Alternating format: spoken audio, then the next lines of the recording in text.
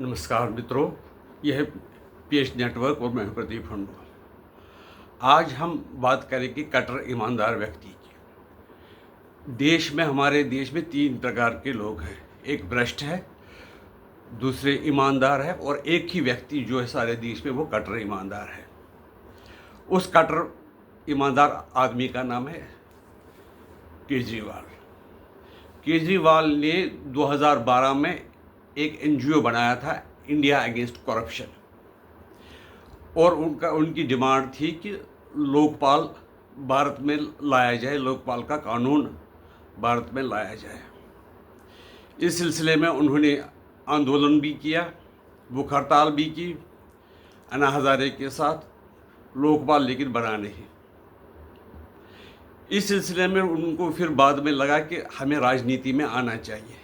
कई लोगों ने उनको सुझाव दिया कि राजनीति एक दलदल है, तो दलदल में जाओगे तो उसी में धंस जाओगे। लेकिन उन्होंने कहा कि दलदल को साफ करने के लिए दलदल में उतरना पड़ेगा। तो उन्होंने एक राजनीतिक पार्टी बनाई आम आदमी की, जिसका नाम रखा आम आदमी पार्टी। यानी कि वो एक नॉर्मल इंसान की, अब वो खास आदमी की पार्टी नहीं है। और चुनाव चिन्ह बनाया झाड़ू, यानी कि जो खराबियां हैं उनको झाड़ू से साफ करना है।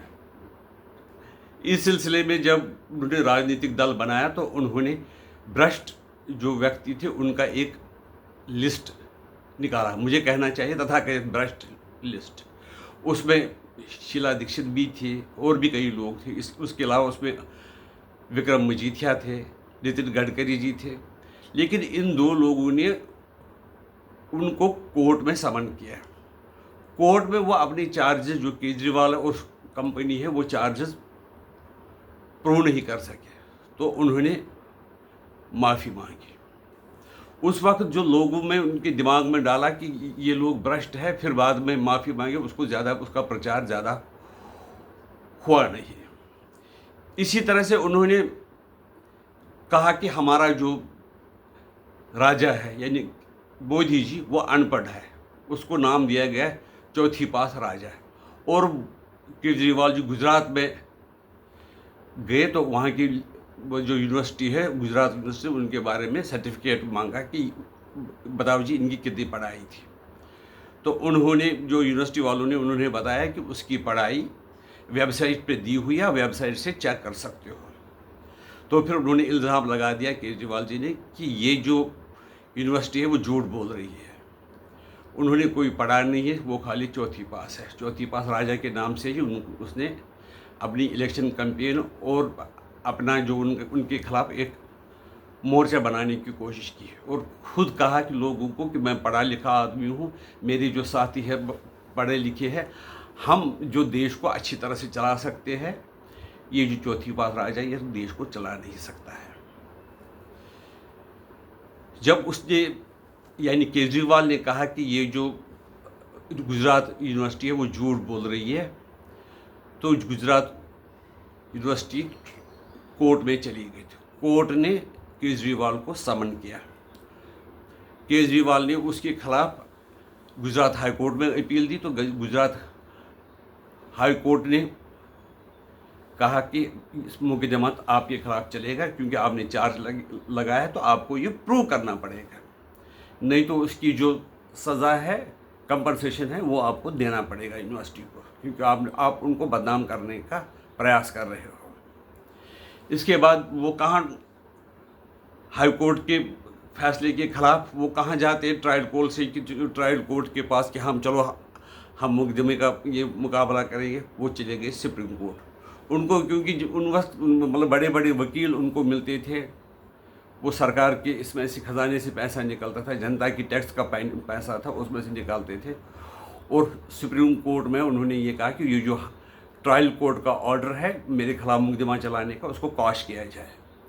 सुप्रीम कोर्ट ने भी नहीं माना। उन्होंने कहा कि आप ट्रायल कोर्ट में ही जाइए, वहीं पर आप निर्णय कर लीजिए। तो ट्रायल कोर्ट जो गुजरात का, उन्होंने कई बार उनको समन किया, लेकिन वो प्रेजेंट नहीं हुए।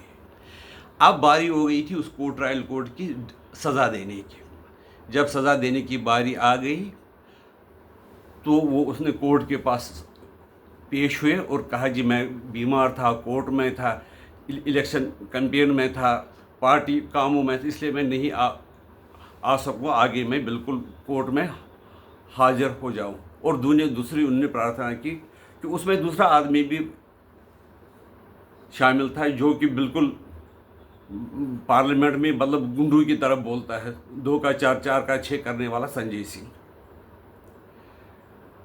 उसके खिलाफ भी चार्जेस थे। अब उन्होंने कोर्ट को कहा कि उनका केस अलग हो जाना चाहिए और मेरा केस अलग होना चाहिए। तो कोर्ट ने ये बात मान ली, लेकिन उन दोनों से 10,000 जुर्माना वसूल किया।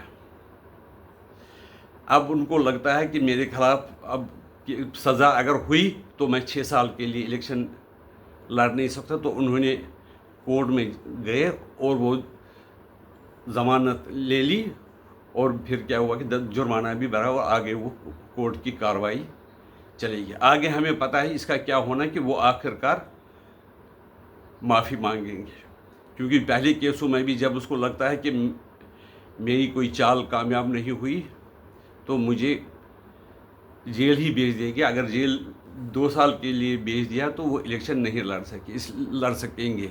इसलिए उन्होंने क्या किया कि माफ़ी मांगना ही ठीक वो समझेंगे, ऐसा मुझे लगता है। आपकी राय इसके बारे में क्या है? नमस्कार।